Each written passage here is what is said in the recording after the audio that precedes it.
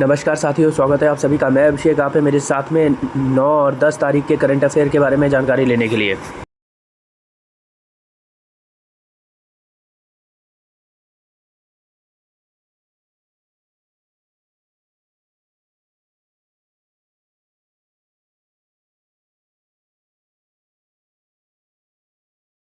मैं आपका स्वागत करता हूं अपने चैनल स्मार्ट टीचिंग अभी भी जीएस भाई अभिषेक में।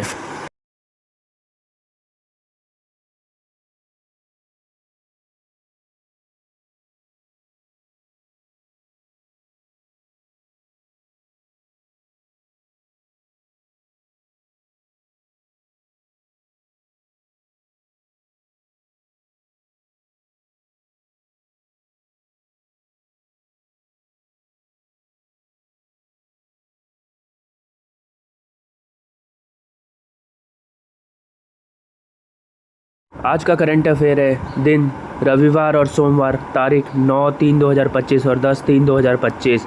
हमारा मिशन आपका सिलेक्शन। आइए शुरुआत करते हैं।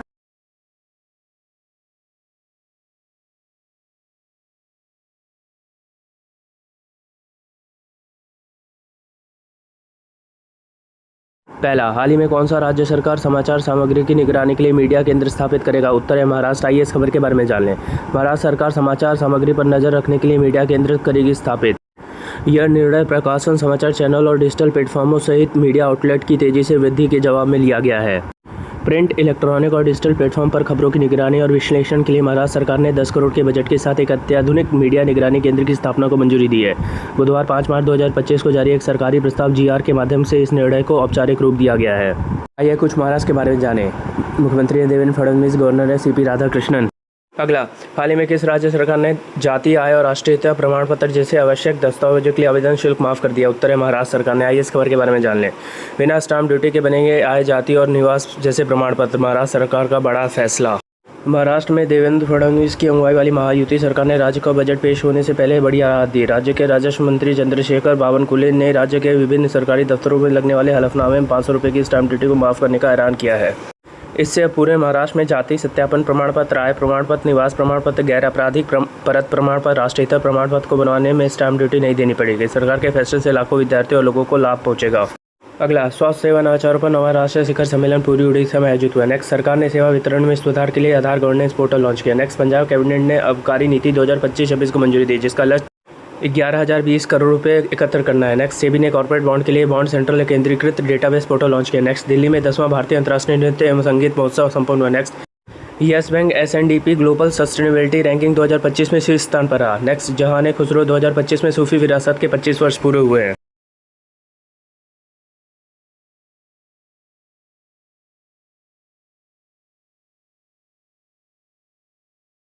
अगला, हाल ही में कौन सा देश रूस और ईरान के साथ मिलकर चाबहार के नज़दीक सैन्य अभ्यास करेगा? उत्तर है चीन। आइए इस खबर के बारे में जान लें। ईरान का चाबहार पोर्ट भारत के बड़े मायने रखता है। भारत इस ईरानी पोर्ट को अपने रणनीतिक और आर्थिक हितों के लिए विकसित कर रहा है। यही चाबहार पोर्ट इन दिनों एक बार फिर सुर्खियों में है। इस पोर्ट में पास ही ओमान की खाड़ी एक महत्वपूर्ण संयुक्त नौसैनिक अभ्यास सिक्योरिटी बेल्ट 2025 होने वाला है। इस अभ्यास में चीन, ईरान और रूस के नौसेना बल मिलकर समुद्री सुरक्षा को मजबूत करने की कोशिश करेंगे। यह अभ्यास ऐसे वक्त हो रहा है जब अमेरिका ने ईरान के खिलाफ मैक्सिमम प्रेशर की धमकी दी और चीन पर ईरान और उत्तर कोरिया के सहयोग देने के आरोप के साथ नए प्रतिबंध लगाने की संभावना जताई है। इस परिस्थिति में चीन, रूस और ईरान के बीच हो रहे इस अभ्यास को लेकर वैश्विक रणनीति विश्लेषकों की चिंता बढ़ गई है। ऐसे में सवाल उठ रहे हैं कि ईरान आखिर चीन और रूस के साथ मिलकर क्या रणनीति बना रहा है। अगला, हाल ही में कोल इंडिया लिमिटेड ने स्वच्छता, कोयला ऊर्जा तथा नेट जीरो केंद्र स्थापित करने के लिए किस आईआईटी के साथ एमओयू पर हस्ताक्षर किया? उत्तर है आईआईटी हैदराबाद के साथ। आइए इस खबर के बारे में जान लें। COIL ने स्वच्छ कोयल प्रौद्योगिकी में अनुसंधान एवं विकास के लिए आईआईटी हैदराबाद के साथ संयुक्त रूप से काम करने की सहमति जताई। कोल इंडिया लिमिटेड ने हैदराबाद में स्वच्छ कोयल ऊर्जा और नेट जीरो केंद्र की स्थापना के लिए 7 मार्च को भारतीय प्रौद्योगिकी संस्था हैदराबाद के साथ एक समझौता ज्ञापन MOU पर हस्ताक्षर किए हैं। COIL और IITH की भी संयुक्त पहल का उद्देश्य स्वच्छ कोयल प्रौद्योगिकी विकसित करना और कोयला उपयोग में विविधता लाना है। अगला, हाल ही में ICC चैंपियंस ट्रॉफी 2025 किसने जीता? उत्तर है भारत ने। आइए इस खबर के बारे में जान ले।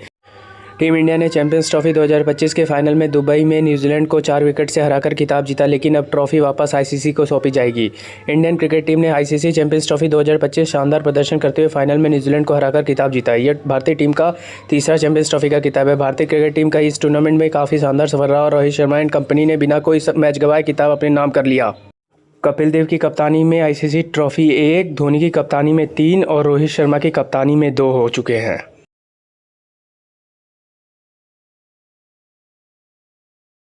अगला, हाल ही में किस राज्य सरकार ने महिला समृद्धि योजना को मंजूरी दी? उत्तर है दिल्ली ने। आइए इस खबर के बारे में जान लें। दिल्ली महिला समृद्धि योजना, इन महिलाओं को नहीं मिलेगा हर महीने 2500 रुपये।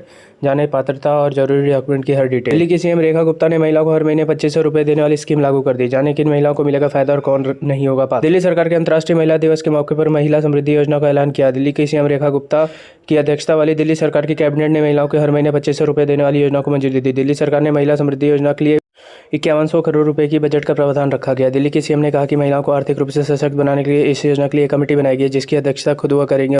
आशीष सूद और प्रवेश वर्मा भी इस कमेटी के सदस्य हो गए। इस योजना के लिए एक पोर्टल डेवलप किया जा रहा है।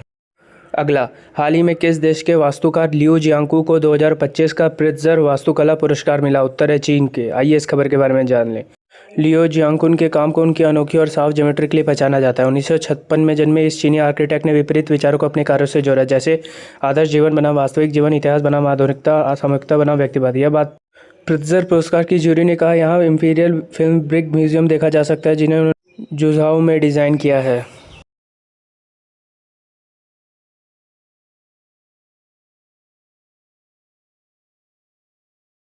अगला, हाल ही में पहला सौर्य वेदनाम उत्सव कहाँ संपन्न हुआ? उत्तर है बिहार में। आइए इस खबर के बारे में जान लें। सौर्य वेदनाम उत्सव 2025 मोतिहारी में पहली बार भारतीय सशस्त्र बलों का शानदार प्रदर्शन।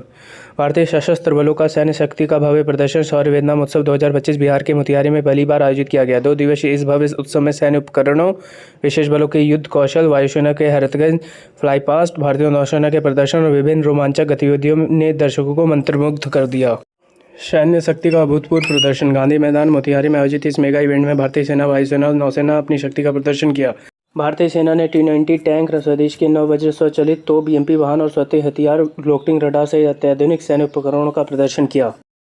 अगला, हाल ही में पूर्वोत्तर भारत के किस राज्य में त्योहार चापचार कूट मनाया गया? उत्तर है मिजोरम में। आइए इस खबर के बारे में जान लें।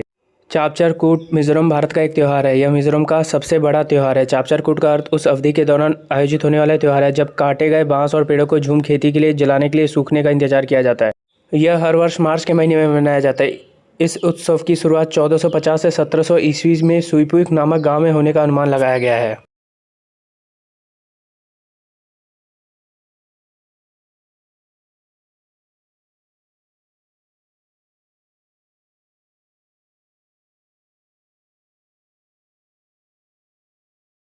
अगला, हाल ही में कहाँ 2 दिवसीय स्टडी इन इंडिया एक्सपो की शुरुआत हुई? उत्तर है कोलंबो में। आइए इस खबर के बारे में जान लें।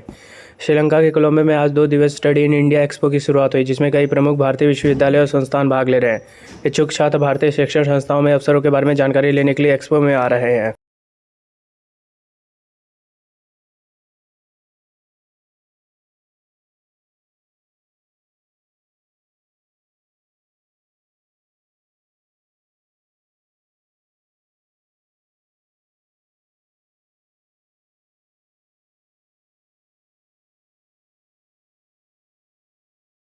अगला, हाल ही में साहित्य अकादमी द्वारा साहित्य महोत्सव 2025 का आयोजन कहाँ किया गया? उत्तर है न्यू दिल्ली में। आइए इस खबर के बारे में जान लें।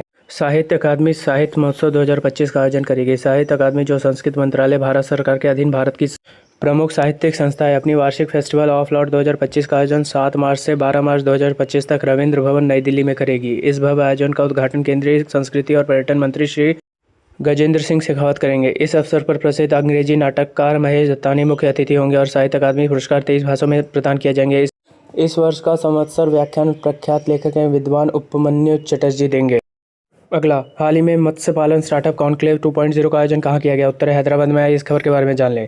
केंद्रीय मत्स्य पालन, पशुपालन, डेयरी मंत्रालय के तहत मत्स्य पालन विभाग शनिवार को तेलंगाना की राजधानी हैदराबाद में मत्स्य पालन स्टार्टअप कॉन्क्लेव 2.0 का आयोजन कर रहा है। इस कार्यक्रम में केंद्रीय मत्स्य पालन, पशुपालन एवं डेयरी मंत्री राजीव रंजन सिंह उर्फ ललन सिंह, राज्य मंत्री जॉर्ज कुरियन और राज्य मंत्री प्रोफेसर SP सिंह बघेल शामिल होंगे। इस कार्यक्रम में सरकारी अधिकारी, मत्स्य पालन स्टार्टअप और उद्यमी भी शामिल होंगे।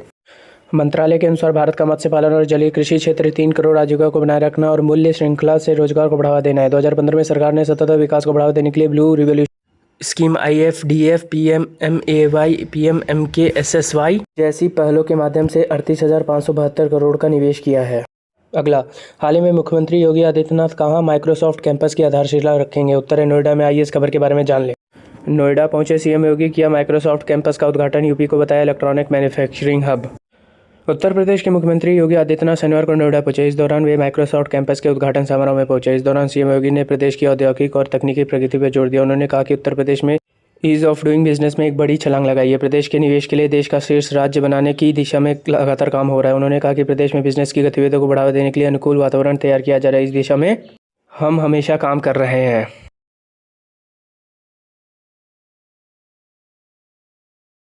धन्यवाद। आपका दिन मंगलमय हो।